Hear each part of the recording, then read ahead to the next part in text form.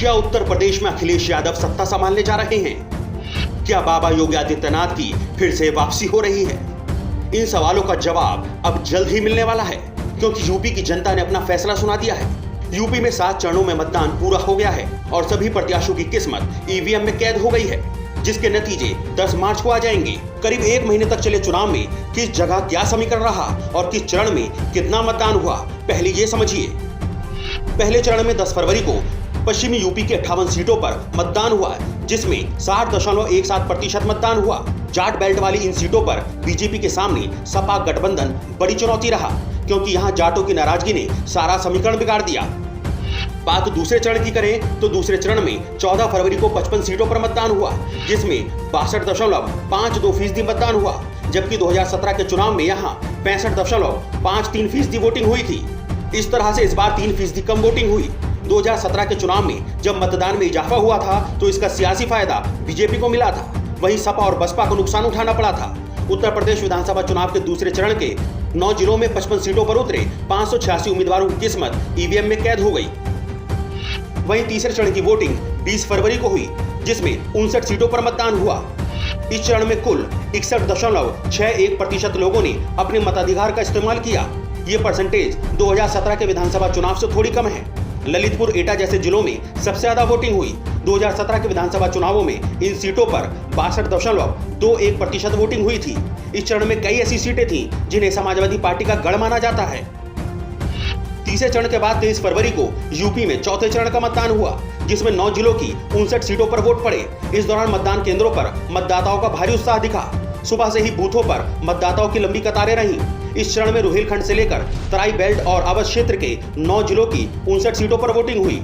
9 जिलों की 59 सीटों पर कुल 61.65% वोटरों ने अपने मताधिकार का प्रयोग किया। सबसे ज्यादा मतदान पीलीभीत में हुआ, यहाँ 67.16% वोटिंग हुई, जबकि सबसे कम उन्नाव में 57.73% मतदान हुआ। इस चरण में 624 प्रत्याशियों का भाग्य ईवीएम में कैद हो गया। वहीं अगर इन जिलों पर साल 2017 की बात करें तो इन 9 जिलों में कुल 55.31% मतदान हुआ था, जबकि 2019 के लोकसभा चुनाव में 58.24% वोट पड़े थे। तो कुल मिलाकर वोट परसेंटेज के लिहाज से इस चरण में वोटिंग परसेंटेज बढ़ा है।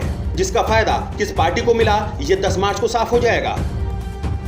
अब बात करें 5वें चरण की तो 27 फरवरी को हुए मतदान में सुल्तानपुर, चित्रकूट, बहराइच, श्रावस्ती, गोंडा, अमेठी और रायबरेली जैसे जिलों में मतदान हुआ। 5वें चरण में 12 जिलों की 61 सीटों पर 692 उम्मीदवार चुनाव मैदान में थे, जिनकी राजनीतिक तकदीर का फैसला करीब 2.24 करोड़ मतदाताओं ने किया। इस चरण में करीब 56% मतदान हुआ।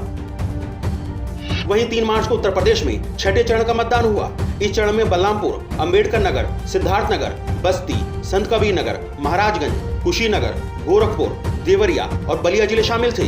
इन 10 जिलों में कुल 57 सीटों पर वोट डाले गए। इस चरण में 55.70% मतदाताओं ने अपने मताधिकार का इस्तेमाल किया। 2017 में इन सीटों पर कुल 56.64% वोट पड़े थे, यानी वोट परसेंटेज के लिहाज से इस बार कोई खास अंतर नहीं आया। वहीं सबसे आखिरी और हाई प्रोफाइल चरण रहा 7वां चरण। हाई प्रोफाइल इसलिए क्योंकि इस चरण की कमान खुद पीएम मोदी ने संभाल रखी थी। उनका संसदीय क्षेत्र होने के चलते पीएम मोदी खुद काशी में मोर्चा संभाले रहे। इस चरण में 10 जिलों की कुल 54 सीटों पर वोटिंग हुई। यहाँ भी लगभग 60% वोटिंग हुई। इस चरण में वाराणसी, गाजीपुर, चंदौली, जौनपुर, आजमगढ़, मऊ, मिर्जापुर, सोनभद्र और भदोही में वोट डाले गए। इस 7वें और आखिरी चरण में 613 प्रत्याशी चुनाव मैदान में रहे। अब जब प्रदेश की सभी 403 विधानसभा सीटों पर मतदान संपन्न हो गया है, ऐसे में अब सभी को इंतजार है 10 मार्च का। ये तारीख कई राजनेताओं और राजनीतिक दलों का भविष्य तय करेगी। मसलन अगर इस बार अखिलेश सरकार बनाने में कामयाब नहीं हो पाते तो उनका राजनीतिक भविष्य हाशिए पर चला जाएगा, जैसा कि आज मायावती का है। वहीं अगर बीजेपी फिर से सरकार नहीं बना पाती तो उसकी 2024 की राह काफी मुश्किल हो जाएगी। साथ ही योगी आदित्यनाथ के राजनीतिक करियर पर भी ब्रेक लग सकता है। अस्तित्व न्यूज के लिए निखिल बंसल की रिपोर्ट।